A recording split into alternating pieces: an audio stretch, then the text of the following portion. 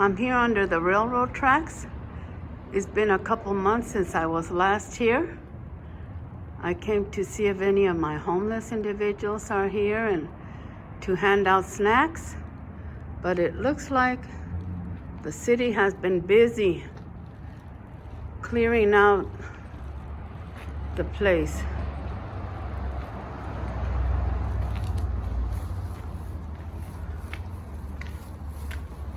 I see a lot of tracks.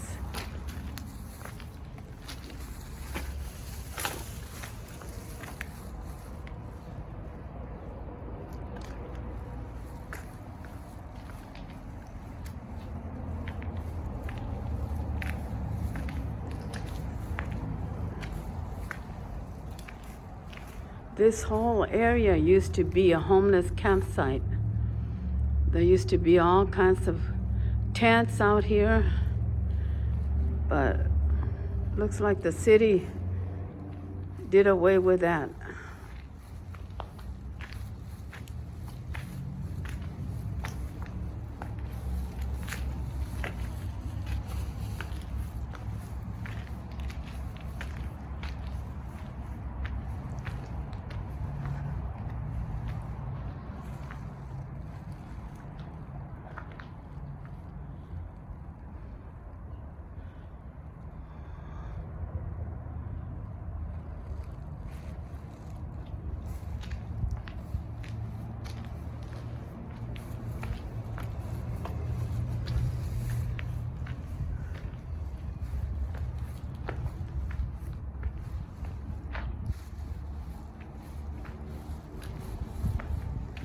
There was a lot of campsites all over, and now they're all gone.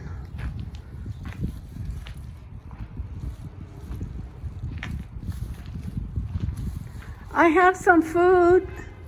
You want some food? Hello? You want some food? Yeah, I need the house of bread, catching the bus to the house of bread, forgot it was Sunday. And I used to stay down here. They ran us out.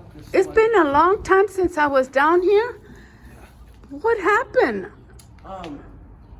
Whenever I was staying down here, somebody had come down, didn't like that we were here, and caught my little encampment over here on fire.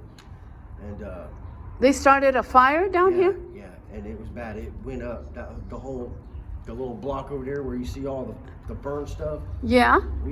I had it sealed up to help people like that didn't want to go to the shelter, didn't have places to go and stuff like that. I had it blocked in, and so you can get out of the cold. And I guess somebody didn't like that I was doing that, and they come in while a few of us were sleeping and poured gas all over, and they caught it on fire. And it was. When did this happen? It's been about a little over a month ago now. There was about 16 of us down here that I had. They had called me the Mayor Way down here. It was like, You were the mayor. yeah. Kept order down here? Yes, I didn't like the ruckus. I kept the drug addicts out as much as I possibly could. I helped people. I got 2 people that were down here got jobs, and they got their own places now. And then Miami Valley Housing, some treatment centers come out. I got people in a treatment, and it was a thing that was actually pretty good.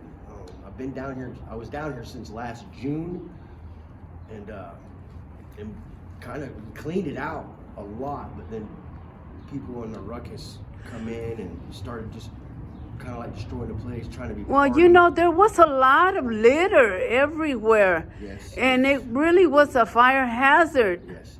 And I know a couple times people had come down and set fire. Yeah. And I'm surprised that it took the city that long to clear out the place. Well, they come down here while we're down here. They come down, and even CSX, whenever they had done the work on the railroad last year. Yeah. CSX workers come down here, and we had, me and my buddy cleaned.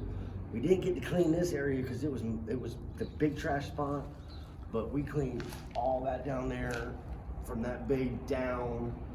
And Now, you said someone came and set fire while you and some of your friends were sleeping? yeah.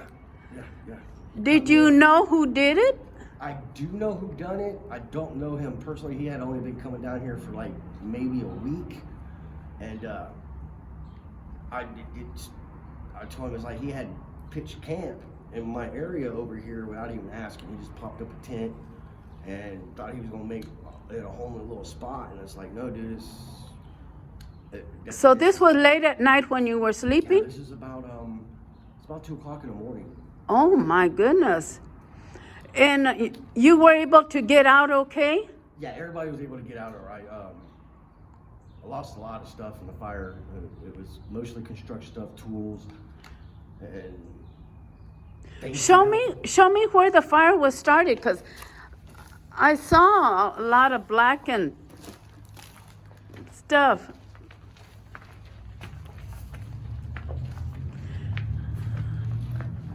Yeah, I noticed right away. I thought, oh my goodness, something went down here. Yeah, right here. See, I had, if you look on the wall, I had wood that went up down over there. I had wood up Was it a big fire? Oh, it was big. He set it back here. I had my tent right here. I had a buddy that was in a tent right here. And he popped his tent back here. And I had a lot of carpet padding and carpet and stuff like that. I was going to try to keep the dust down. And he set the fire and dumped gas all on the carpet. Did he have mental problems? I'm not qualified to say. He didn't seem like it, but I wouldn't be surprised if he did have a few things that were right up in his head. And I guess he just didn't like, that people were having fun. He wasn't really included. It was like, 'cause it was, people liked it down here. Like, literally people that live in other places, live in houses, have jobs, come down here because they heard about it and they checked it out and they looked. They're like, "This is pretty freaking cool." I had people come from the outside. The last time I was here, they had it set up really nice. They kept it clean. Their little area where they slept. Yeah. They kept it clean, and there was a guy that even had little solar lights up and. Yeah, that's what we had. We had lights up. We had solar panels out. I had a few people that would go out and charge car batteries. We had battery chargers, stuff like that, but we had a few solar panels that keep the batteries going, and we had lights in here. And the next day it started over there. So how far did the fire go? It stayed right here. Right in this area? Yeah, these openings right here, the openings over there, there was tarp that went all the way across there. There was a tarp that went all the way across there, and it stayed in right here. And the thing about it is the police were out here, and there was a lot of police out here, and it took. That same night? Yeah, it was within minutes that the cops were, but it was not even 5 minutes, and this place it went up fast. Well, yeah, because there was a lot of litter and everything all over. It wasn't a litter. It was because he had dumped gas. Oh. And I had rolls of carpet padding, tarps, and that was mostly for if people come out and they want to set camp up. I had here's stuff to keep laying on the ground so you didn't have to worry about rocks and stuff going through it. Pallets so they could be off the ground if it rained, because it did flood down here, and cardboard, to help people to layer their tents for whenever it was cold. And it was about a gallon of gas, maybe a little more than a gallon of gas that he just dumped all over the place and lit fire. Oh, and you weren't aware that he was doing that? Oh yeah, I was like, I don't know if he misconstrued it wrong about the word police. Because the police come out here, they were coming out here regularly, checking on everybody, make sure they were all right. Right. And said that the railroad police had come out here to check out the thing. And did they catch him? Not that I know of, because I only know his first name. Everybody that I know only knows his first name. And what was his first name? Rick. Rick? Yeah. Oh. And I know a lot of people in the community, and I've asked people if they've heard or if they've seen And it was like after that, he kind of went in hiding because he had warrants for his arrest. And that's why kind of like I believe he set fire was because he was trying to get rid of evidence of him because he said it basically where his camp was at. Uh-huh. And So you said your campsite was right in this area. yeah, my tent was over here. You know, we had a little fire pit that was right there. My buddy's tent was right there because he had come from the other end and didn't have power. And he wanted to be down close to a fire around people. And luckily, I was like, I heard and kind of seen the flashing lights through my tent, and I'm like, what's going on? I look out and Oh, it was no. already too late. Like this whole area was up. It went fast, huh? It went fast. I Now- come out. There was a couple people over here. There was a tent there. There was How many people were sleeping down here at the time? 1, 2, 3, 4, 5, 6, 7, 8, 9, 10, 11, 12, about 13 people. Oh, that's a lot. Yeah.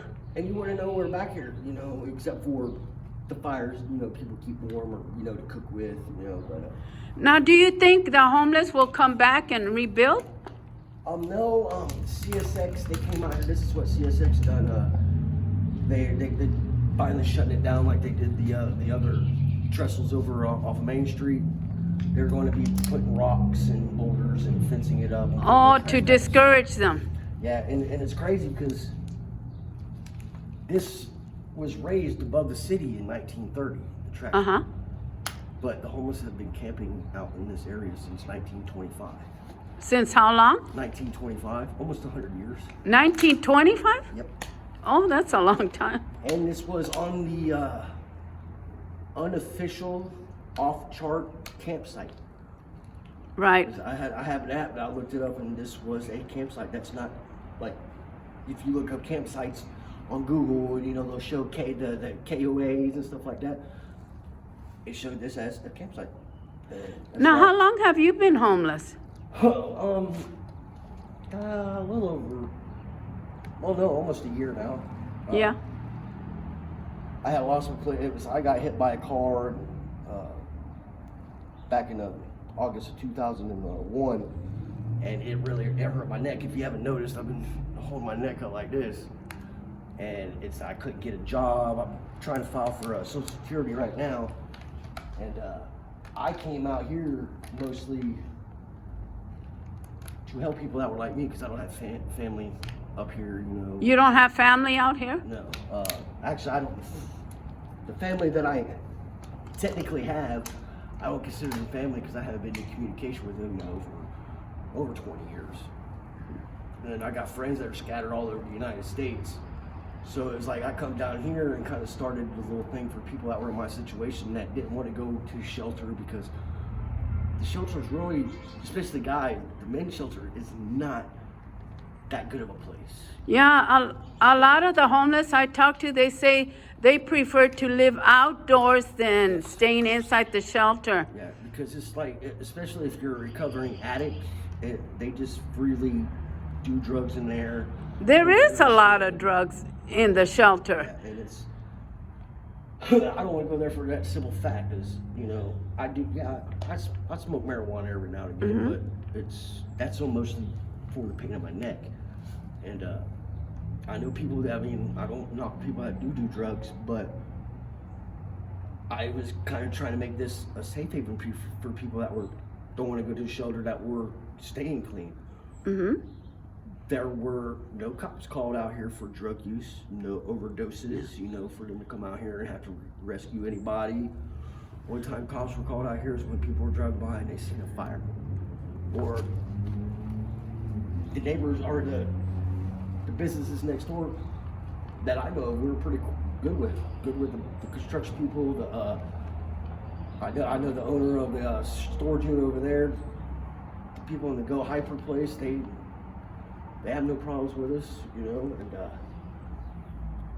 it was.